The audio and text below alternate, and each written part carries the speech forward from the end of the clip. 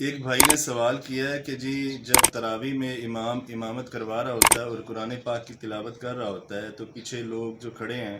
ان میں سے کچھ لوگ قرآن پاک پکڑ کے یا پھر موبائل کے ذریعے سے اس کی قرات کو سن سکتے ہیں، کیا کر سکتے ہیں؟ کیا یہ جائز ہے، مکروہ ہے، یا پھر یہ عمل درست نہیں ہے یا کتاب و سنت سے ثابت نہیں ہے؟ تو دیکھیے،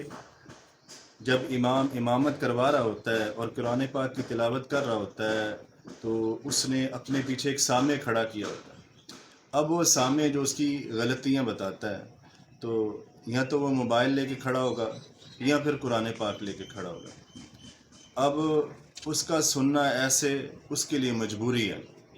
اور جو پیچھے کھڑے ہیں دوسرے لوگ، وہ قرآن پاک کی تلاوت کیسے سنیں گے؟ قرآن پاک کھول کے سن لے یا موبائل کے ذریعے سے سن لے، کیا ان کے لیے درست رہے گا؟ تو یہاں پہ یہ بات یاد رکھیے کہ اللہ رب العزت نے قرآن حکیم میں یہ بات ارشاد فرمائی ہے،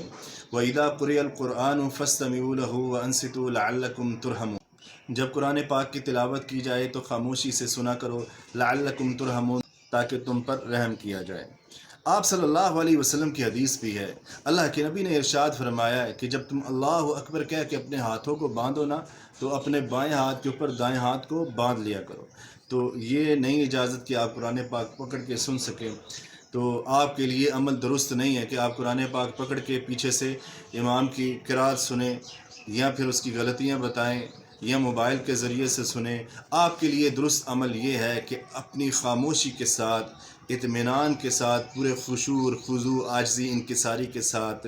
قاری کی قرات کو سنیں تاکہ اللہ رب العزت تم پر رحم کرے۔ جب تم قرآن پاک کھول کے یا موبائل کے ذریعے سے اس کی قرات کو سنو گے، گویا کہ تم اس کی غلطیاں بھی لازماً بتاؤ گے۔ جب صف میں سے ایک دائیں سے ایک بائیں سے امام کی غلطی بتائے گا تو ایک ماحول سارا خراب ہو جائے گا۔ جب اس نے سامع مقرر کر رکھا ہے، امام کو پتہ ہے کہ میرا جو سامع ہے جب میں نے بھولنا ہے اس نے مجھے کیسے گائیڈ کرنا ہے۔ اب سامع مقرر کیا ہے، گویا کہ جب وہ غلطی کرے، ہو سکتا ہے اس انڈرسٹینڈنگ کی ہو کہ جی جب میں بھولوں تو آپ کریں، یا پھر کوئی اور سائن دے دیں تاکہ میں پیچھے سے پڑھ کے اس غلطی کو درست کر لوں۔ اس طرح کی بھی کوئی سیٹنگ ہو سکتی ہے اس نے کی ہو، اس لیے کہ وہ پڑھتے ہوئے زیادہ غلطی نہ ہو سکے، لوگوں کو اچھا لگے۔ جب امام رک رک کے پڑھے گا، لازماً بات ہے کہ لوگ اچھا نہیں سمجھیں گے، ان میں جو اللہ تعالیٰ کی طرف سے رحمت یا برکت آنی ہے یا سکونیت ان پر طاری ہونی ہے وہ نہ ہو سکے۔ تو اس لیے جو سامع ہے اس کے لیے یہ بات جائز ہے، مجبوری ہے اس کے لیے کہ قرآن پاک کھول کے سن لے یا موبائل کے ذریعے سے سن لے۔ حرم شریف میں آپ دیکھیں کہ امام کعبہ جب تلاوت کر رہے ہوتے ہیں تراویح کے اندر قرآن پاک کی، تو جتنے امام پیچھے کھڑے ہیں ان میں سے کسی نے قرآن نہیں کھولا ہوتا، نہ موبائل کے ذریعے سے پڑھ رہا ہے نہ سن رہا ہے، صرف وہ زبانی سن رہے ہیں، پیچھے امام کھڑے ہوئے ہیں۔ آپ کے لیے بھی یہاں پہ بھی جو مقتدی یا سامع کھڑا ہوا ہے اس کے لیے مجبوری ہے، وہ ایسے سن سکتا ہے قرآن پاک کھول کے یا موبائل کے ذریعے سے۔